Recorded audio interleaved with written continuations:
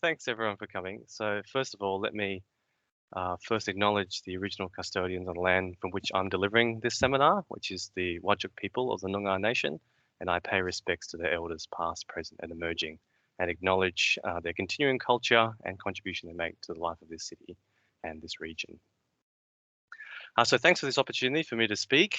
Although it is online, it's a shame it's not in person, but it turns out that my daughter tested positive just last night. So I'm in isolation anyway, so I guess it's all for the better. So my name is Shi-Ching, and so I've been privileged to give today's seminar, and the topic is the essential statistical concepts for understanding the COVID-19 pandemic. So what is my main aim for today? Basically just to provide an entry-level glossary of statistical concepts that are frequently encountered in academic and popular literature on COVID-19.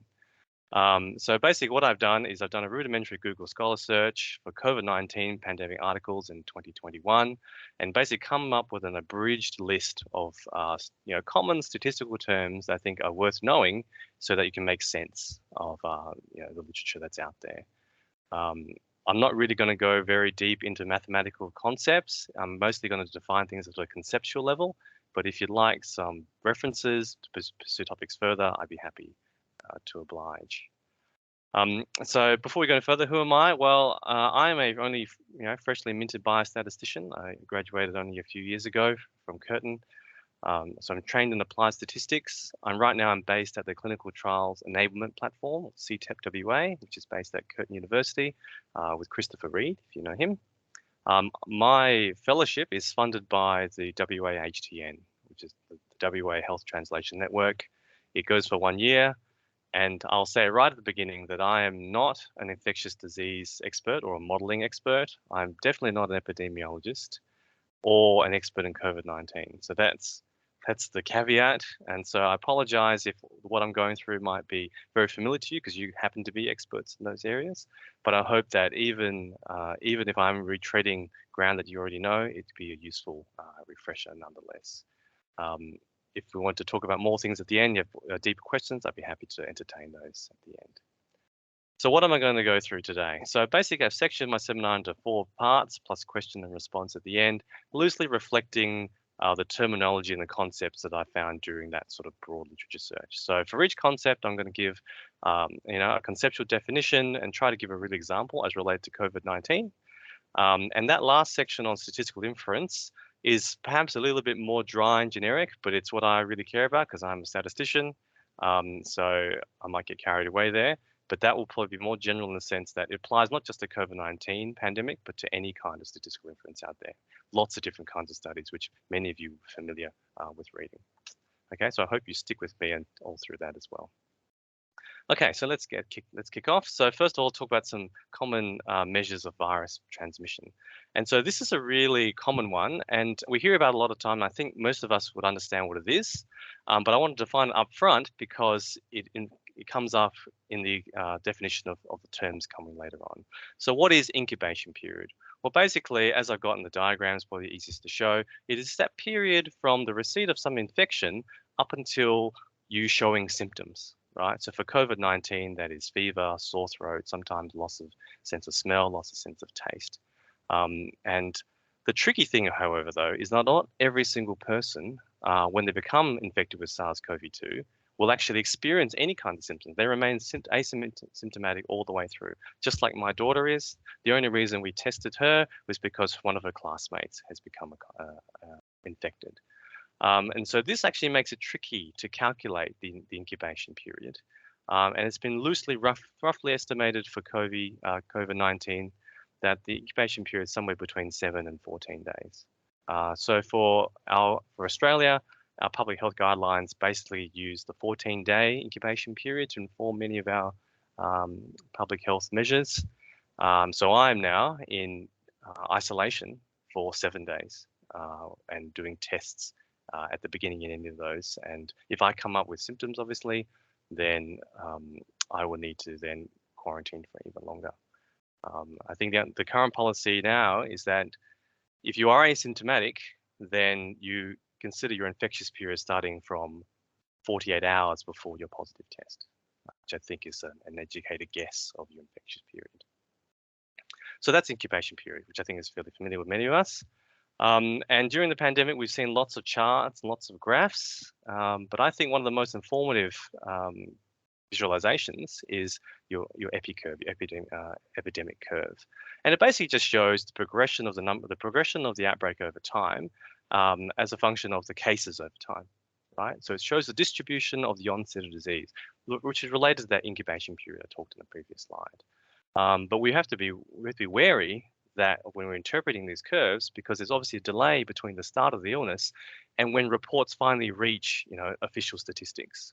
Okay, so there's going to be some kind of lag, but the general shape is useful. So let me give you an example of one.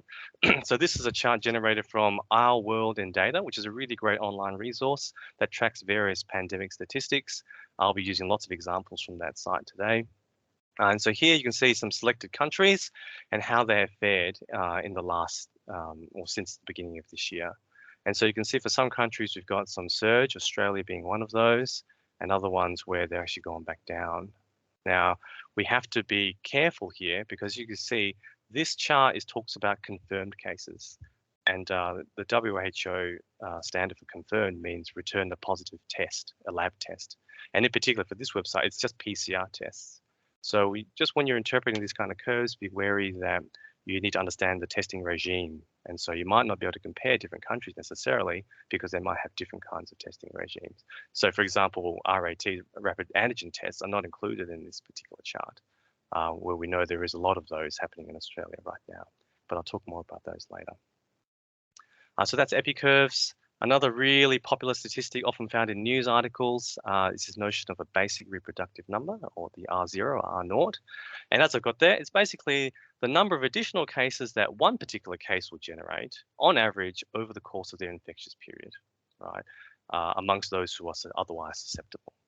And so the magic number here is 1, because when the reproductive number is above 1, that means for every one case, there are going to be multiple cases that come from it. So we have exponential growth potentially.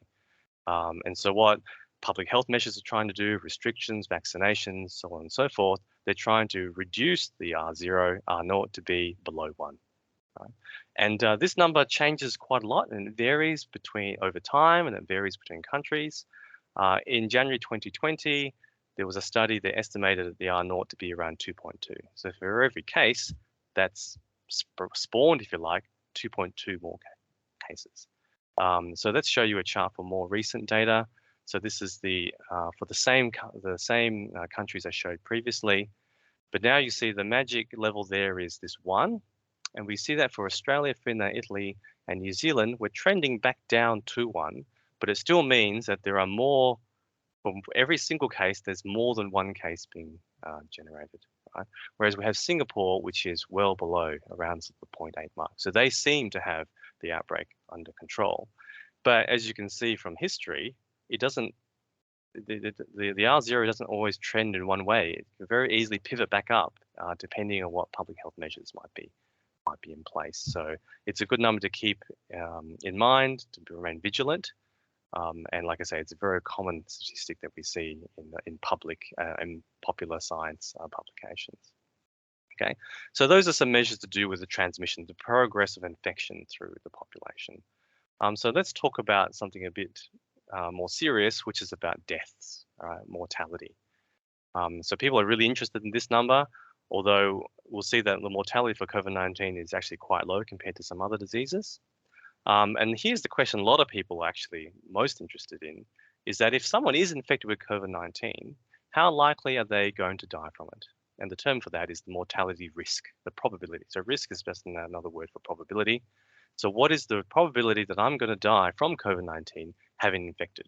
Right? And as someone whose daughter has just been diagnosed with it, I'm obviously very interested in that number. But it turns out it's actually a really difficult quantity, a very difficult question to answer. And so one potential measure is something called the Crude mortality rate. It's called Crude for a very good reason. It's basically the number of people who have died from COVID-19 from the total population. So as for example, if I have a population, say 10,000 people and 200 people have died because of COVID-19, then the Crude mortality rate is 2%. But this is actually not a true measure of the risk of death of someone who has COVID-19, because this denominator includes those people who might have died without those who don't have COVID-19. Okay, so it's just a crude mortality rate. Just because some of these people in the total population don't have COVID-19, so it's diluting out this mortality rate. When the original question is, having got COVID-19, what is my risk of dying from it? And so this is often, crude mortality rate in popular literature is often confused with something called case fatality rate, the CFR, which is maybe more informative, but I'll explain why perhaps it still needs to be interpreted with care. So the CFR is the number of confirmed deaths from COVID-19 divided by the number of confirmed cases of COVID-19. Okay, so notice that the denominator has changed. It's about confirmed cases. And remember that by confirmed case, we mean those that are verified by a lab test. But of course, many people go without ever being diagnosed. Okay, and so this notion of confirmed deaths is not an accurate description of the actual deaths from COVID-19 and the actual divided by the actual number of cases. So this is another number that needs to be interpreted with care, even though journalists like to equate this with what I'll get to next, which is the infection fatality rate. And again, this number varies over time. It differs, is different across different locations and the characteristics of the population. So to give you an example, this is out of the WHO report in 2020 about what happened in Wuhan in China. And so this is the same country, and these are the CFR curves over the same period, but just different regions inside China. So Wuhan, which is where the place of that wet market, and where they believe that's where the first crossover from animals to humans happened. You have Hubei, which is the broader region just outside of Wuhan, and you can see that the curves are not only have different values, but they also have different shapes going up and going down. And so I would caution just comparing CFRs with each other, because one really big factor is testing regime, right? Because it is only by testing that you can identify confirmed cases. And if there are not enough tests, then you won't understand the true confirmed cases, which means you're not going to get a CFR that truly reflects the mortality risk. So what is the actual measure we want? Was this thing called the infection fatality rate, which is the number of actual deaths from COVID-19 divided by the number of actual cases. And so again, if I had 10,000 people who have COVID-19, not just in the population, but actually have COVID-19, and 200 die from it, then the IFR is 2%. But the number of actual cases is very difficult to ascertain, and it relies heavily upon testing coverage. And so there's actually a lot of literature out there which is about estimating the actual. And so from that, we estimate what the actual var, and therefore we get a better estimate of the IFR, and therefore get a better estimate of what the mortality rate happens to be. Okay, so with mortality risk, I should say, which is the probability of you dying from COVID-19 having contracted it. Now, another measure of mortality that will come up is this notion of excess mortality. And this is more of a measure of the total impact of a pandemic. Right? And so, like I say, it's hard to ascertain exactly the true number of actual deaths due to a particular disease. But we can know what the total are, right? Because we look at sort of health records, death certificates. We'll get an idea of the total amount of deaths in a population over a period of time. And if we compare the deaths during the pandemic to a comparable time before, or where there was no pandemic, and we look at the difference, and we therefore will attribute that difference to the effects of the pandemic. Now, the effects of the pandemic are more than just the disease itself, because there'll be various knock-on effects, the effects of interventions, the effects of hospitalizations, the effects of other kinds of risks that are all lumped together in the all-cause mortality. So it's not just due to that, but that gap can give us a good idea of the total impact of the pandemic on the population. But like I say, there are other sort of crisis conditions that might contribute to these deaths. And so again, let me give you another example from the Our World in Data website. So here on the vertical axis, we have the cumulative number of deaths from all causes compared to projection based on previous years. So we use historical data as the comparison. And so we can see that for some countries, there's a massive difference. So Russia and United States were up in the millions, whereas down in New Zealand and Australia, we've done pretty good. The excess mortality hasn't been as great, which perhaps suggests that we have performed better. We've done a better job of managing the pandemic than perhaps other countries. But like I say, there are other factors that you need to consider.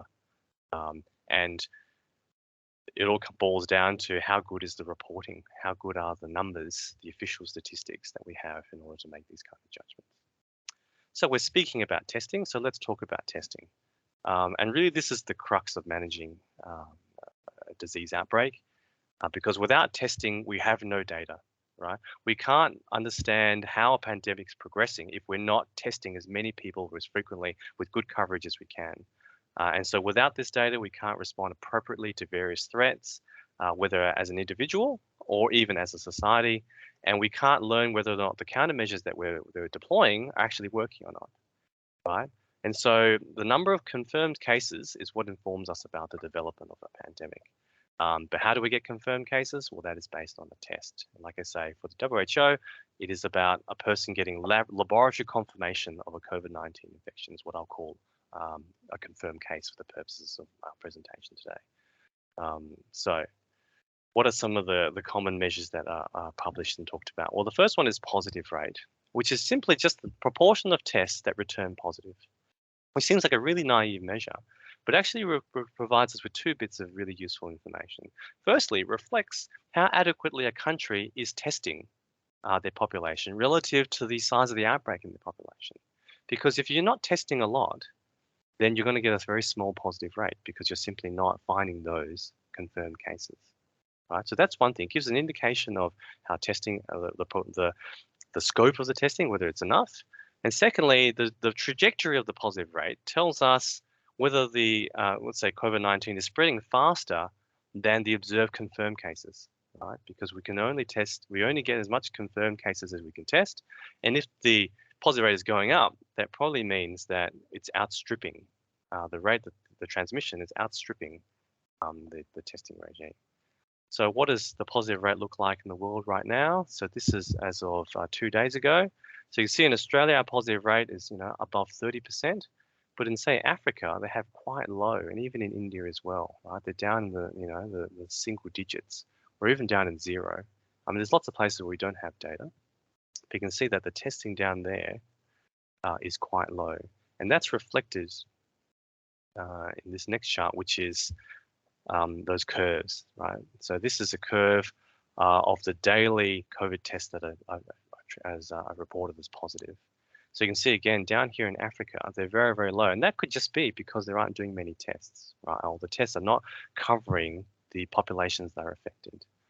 And they're all sort of low and they're flat, but you'll see that there's some nations where they were high and the trajectory is going down. So they're doing good, they're possibly doing good testing, good coverage, and they're controlling the outbreaks in those countries. But you see in Australia, our positive rate is going up. And that's probably a sign because we're getting very good coverage. And yet, up until very recently, until perhaps when we hit our peak, the amount of transmission, the infections, is outstripping how much we're testing. And so I think the push to do good testing is a good idea to give us an understanding of how really we're progressing and how our interventions. So every time you see sort of a big turning point, possibly that correlates when some kind of new measure or some kind of new definition of what it means to be a close contact has changed the reporting numbers. So that's talking about sort of testing on a national kind of scale. So what about personally? When I go and do my rapid antigen test, like I did when I did last night with my daughter, how accurate is that test? So let's talk about individual tests. So if you've done one of these, this will be very, very familiar. It's this sort of plastic thing that you drop in saliva or some other kind of swab, and lines appear after 15 minutes. And inside the box that these rat tests come in is this leaflet, which actually describes the clinical performance. So they've validated these rapid antigen tests against some kind of gold standard, which is PCR testing. And it mentions this notion of sensitivity, specificity, and accuracy, which are basically measures of how good, how trustworthy, perhaps, this particular test happens to be. And you see these numbers are really high, 95.9%, 99.4%. But what do those mean exactly? Let's talk about sensitivity. So sensitivity of a test basically says, does it correctly return a positive result for someone who does have COVID-19? So correctly identify someone who does, right? We call those true positives, right? You've got a true positive test result. You are positive and that's correct. But what can sometimes happen is that a test might incorrectly identify you as not having COVID-19 when you actually do, right? And that's called a false negative. So the test says, no, you're cleared, but in actual fact you do, right? So that's what sensitivity is about. It's about making sure that you correctly identify those who do have COVID-19.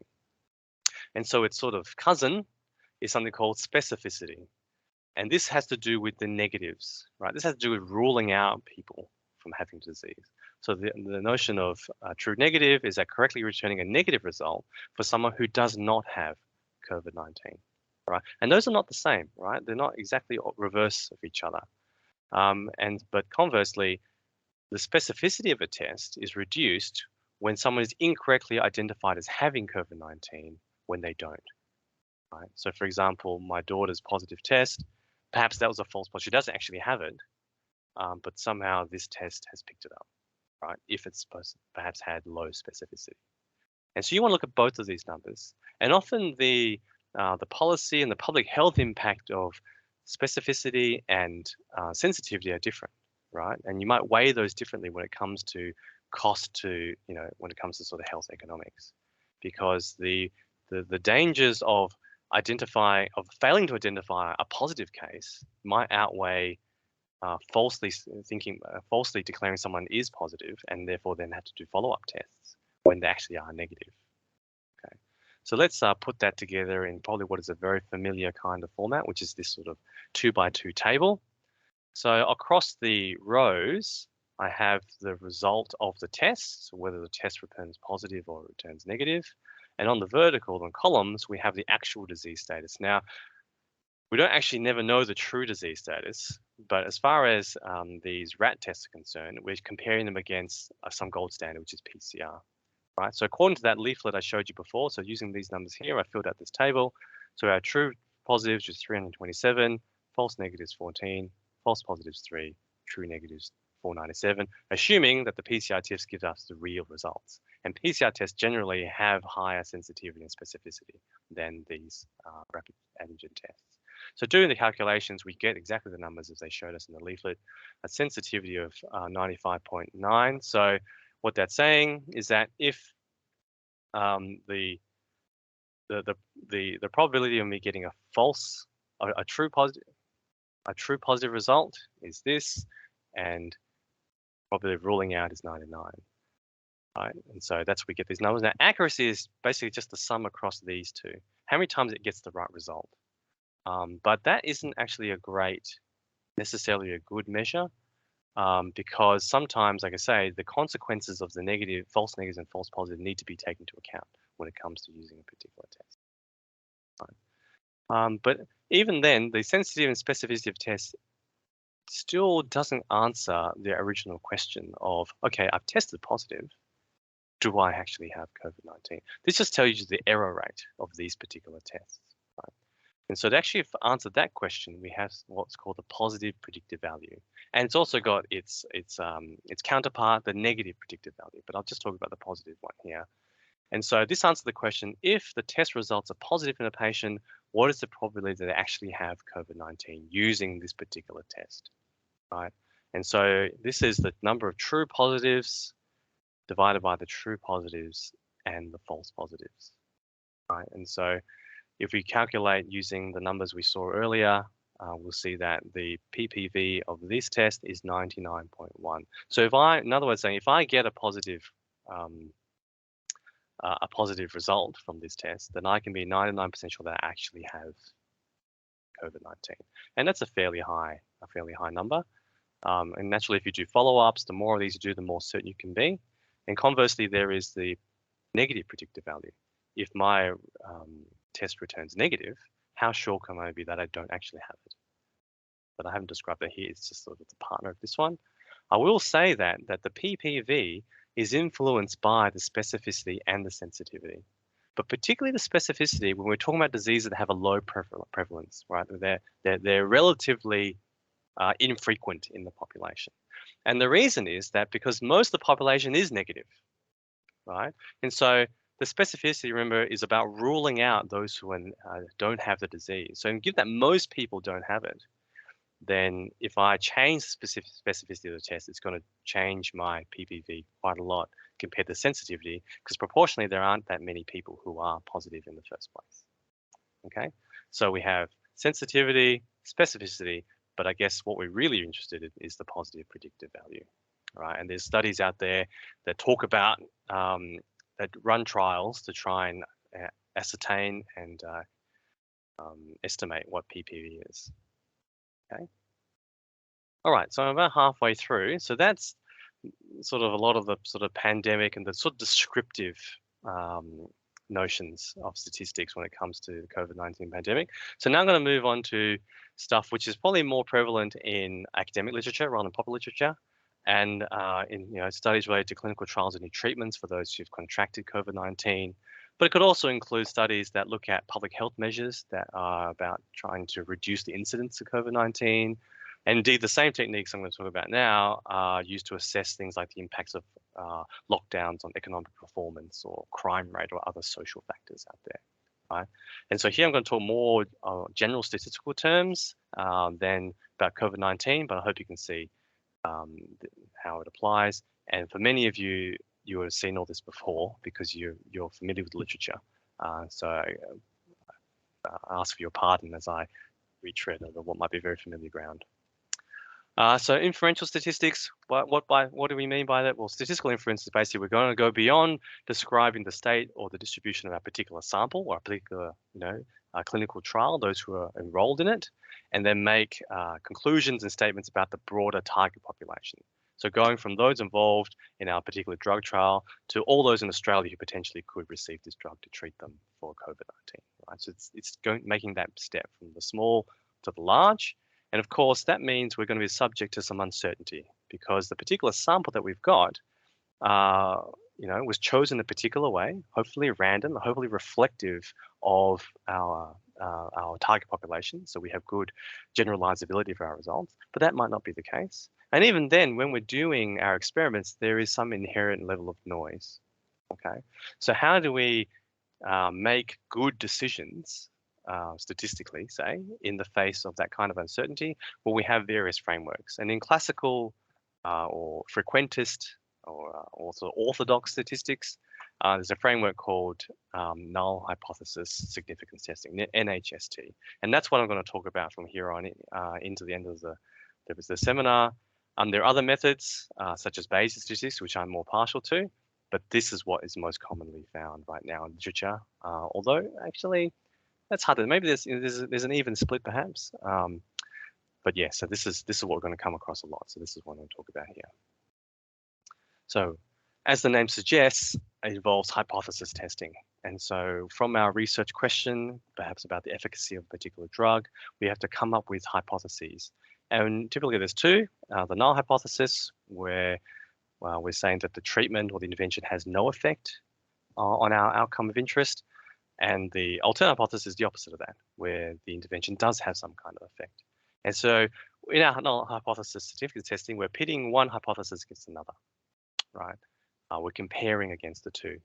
And so once we've established our research question and when we've got our hypotheses, we then proceed to collect our data. And then we look at this data, and depending on what this data looks like, we judge whether this data is compatible with our assumption that, say, the null hypothesis was true. Right? And if it is compatible, then really incompatible, then we may choose to reject or fail to reject the null hypothesis in favor of the alternative hypothesis. right? So this is a decision-making framework. And so that's what we're going to talk about a bit more. And that's sort of the center of this framework is this notion of a p-value. And many people, probably most of you on this talk, on this seminar, will have heard of p-value and use p-values. So this is probably familiar to you, but I want to reiterate it because in my teaching to undergraduates, a lot of them still get this wrong. And the general public often have a misunderstanding of what p-values are. But what is a p-value? Basically, it's the probability, assuming that the null hypothesis is true. Now, that's really important. So assuming that the null hypothesis is true, that what is the probability of us observing a test statistic that is same or more extreme than that will be observed with this current sample that we've got? Okay. So first off, I want to say that the p-value is not the probability that our null hypothesis is true. Although that's a really tempting interpretation, that's not, because the p-value is the probability of our data. It's the probability of seeing our data. It's not the probability of a hypothesis. Okay, so that's the main distinction here. And so a good way I think to try and understand what a p-value is think of it as a measure of the surprise of seeing the sample that you've just collected, assuming that you thought the null hypothesis was true, right? So another way of putting it I've heard is that it's how ridiculous is the null hypothesis given what I've seen in my particular sample, right? And so a p-value is, like I said, it's a probability, it's between 0 and 1. And so the smaller it is, the seemingly less compatible the data is with the assumption of the null hypothesis. And so it becomes more and more plausible to reject the null hypothesis if the p-value is really, really small. Right? But of course, you ask, well, how small is small? And it's a probability, and there's lots of numbers that are thrown around. But before we talk about that, I guess we need to talk about this notion of making errors in our hypothesis, right? In our decision making when it comes to hypothesis. So under null hypothesis significance testing, it's possible to make two kinds of errors when we're deciding between H0 and H1, our null and alternate hypothesis.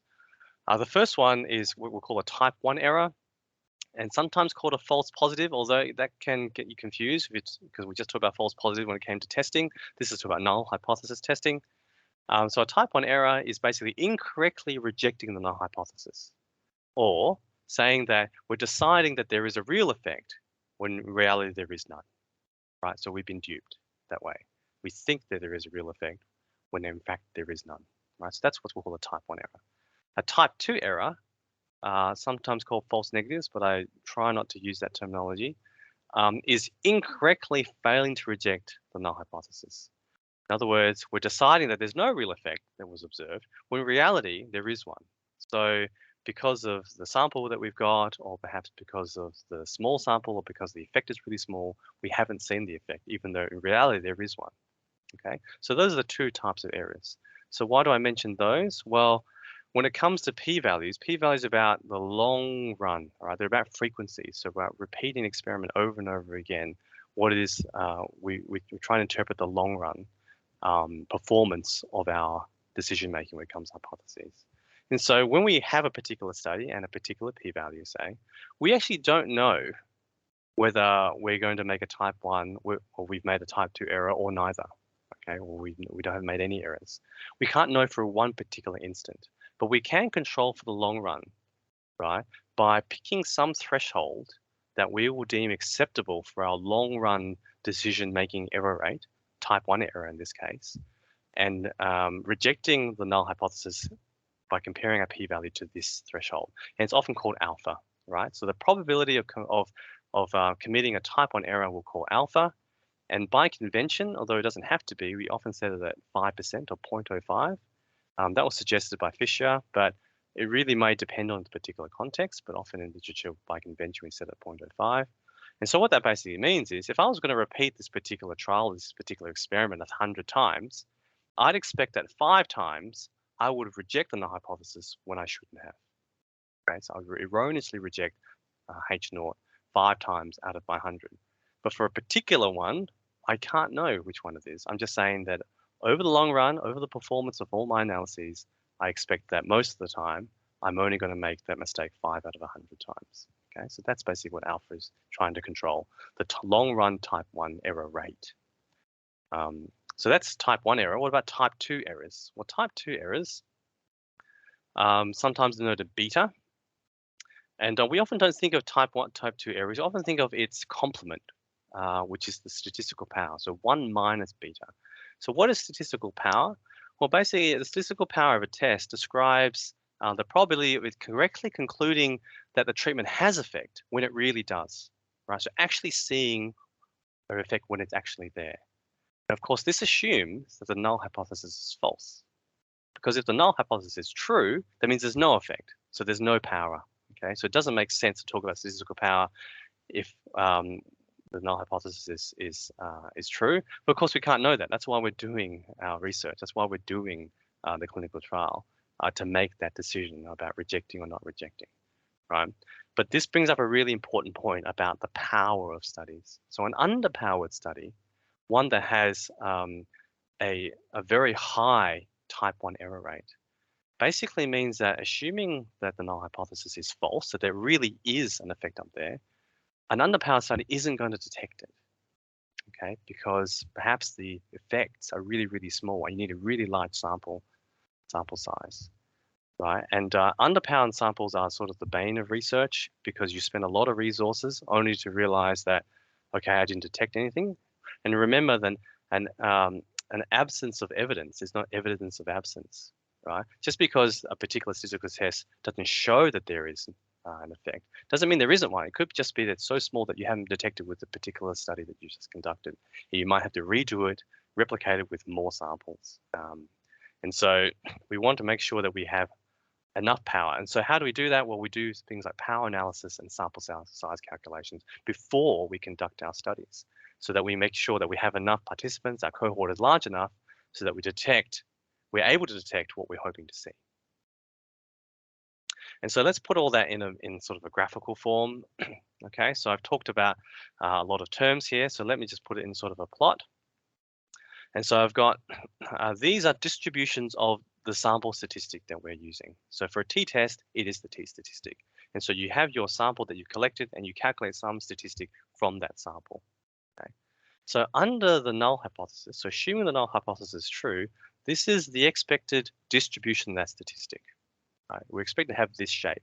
So if we get statistic that lies, that's compatible or makes sense in terms of this, then we won't reject the null hypothesis. Okay? So that's what the red curve is.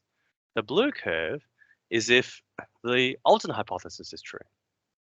Okay, so there's a different distribution of the statistic that we're going to get from our data. And so depending on where our actual calculated statistic lands, we're going to choose to reject or fail to reject the null hypothesis. Now, where do these type 1 and type 2 errors come in? Well, this comes down to what the error. So this is a probability distribution. And so alpha is the probability that we're going to, if you remember back here, is the probability of making a type 1 error. And so if we say our probability of making type 1 error, we're going to be happy with a long run rate of 5%, then the area under the curve, it gives us a probability. And so that's that's sort of 5% of the area. And then that gives us this critical value. Okay.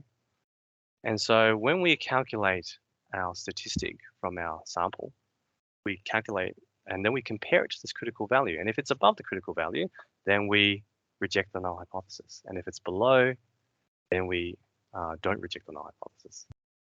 Right? But there's a chance that just because we have extreme data that we're going to reject it when we shouldn't.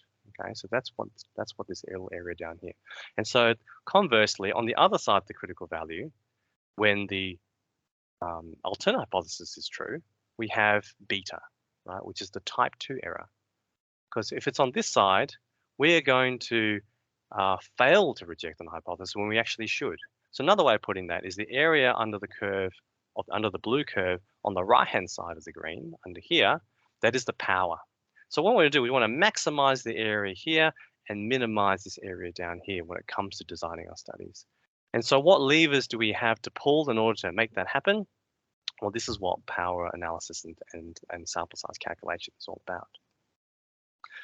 An important ingredient for that is understanding the effect size. So what are we expecting to see?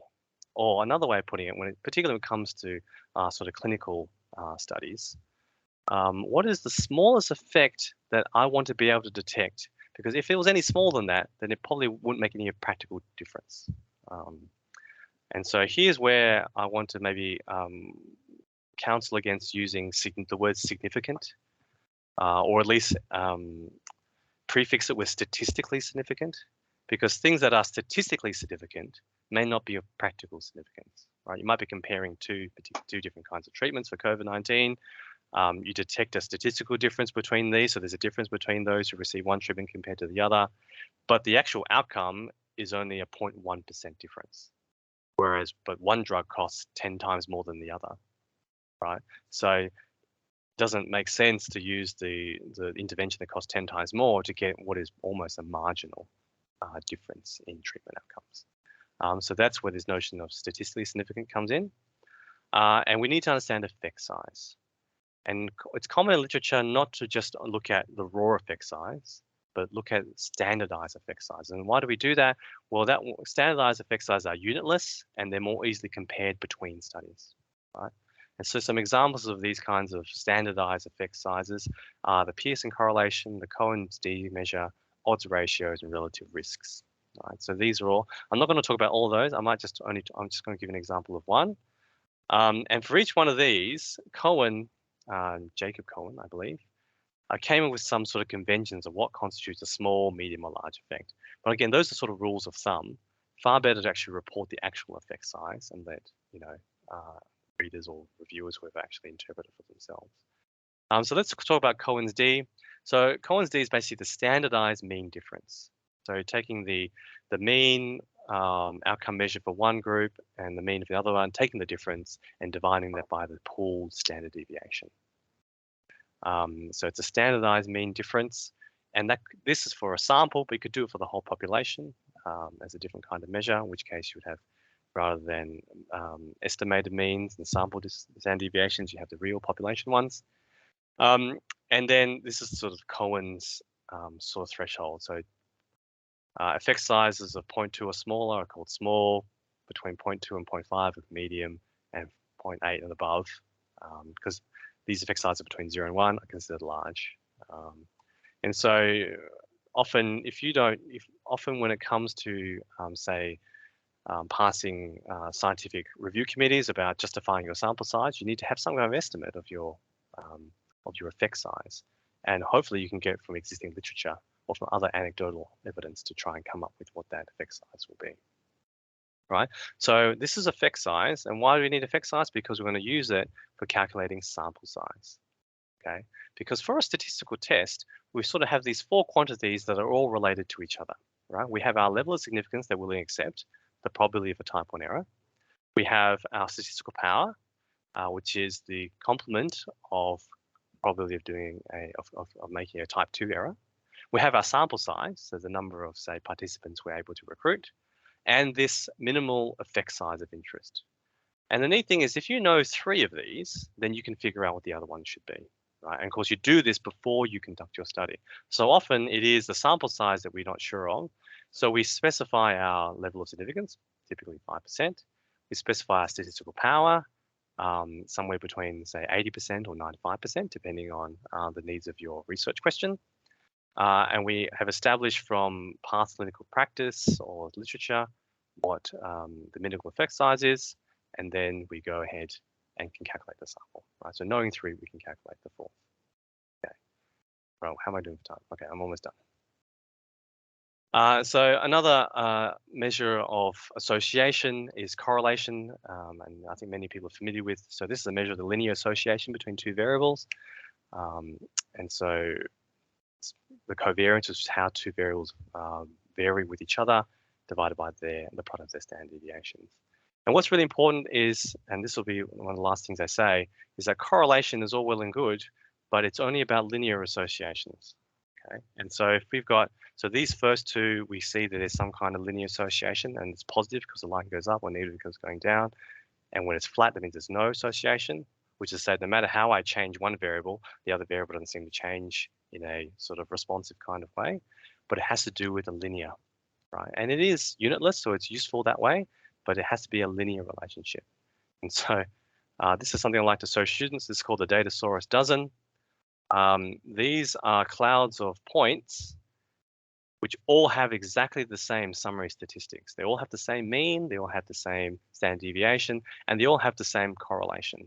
And you can see they are clearly very different shapes. And I guess aside from saying correlation on its own shouldn't just be taken with, I basically want to say is you should also examine the data, plot the data, have a look at its shape before you make any conclusions about whether the correlation actually means anything. Because none of these here are real linear relationships.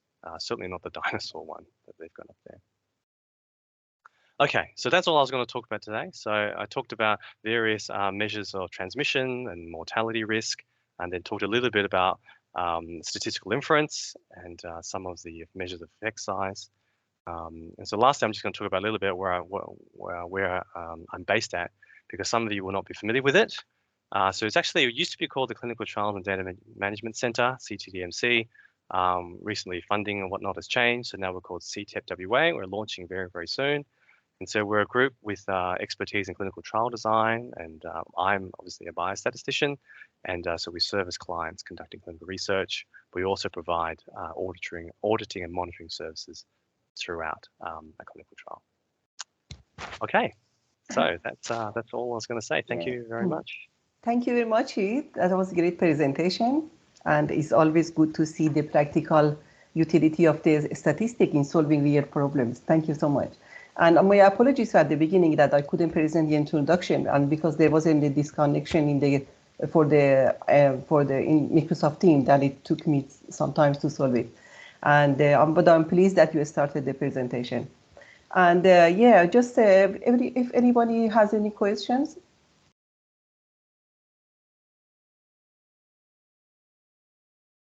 And if not, then we can. Yes? I'm just waiting. Yes. Yes, I'll definitely make the slides available. Chat. Yeah, it'll be useful too. Yeah, absolutely. I'll share that. Yes, yeah. I think it's also being recorded, so we'll publish that. Yes. Yeah. So just no, there is not any questions. Okay. Okay. Oh, thank you. Okay, thank you so much for everyone. Thank you very much everyone to taking the time to join us today. And we will have, as I mentioned, this is very important to have these seminars and to update us for the information about the statistics and other issues related to the COVID-19 pandemic. And we will, for this year, we will have several educational seminars related to the COVID-19, and the next one will be about immunization. And please stay tuned, and we will update you on this on the following seminars very soon. And thank you very much again, for a great presentation, and I say goodbye to everyone.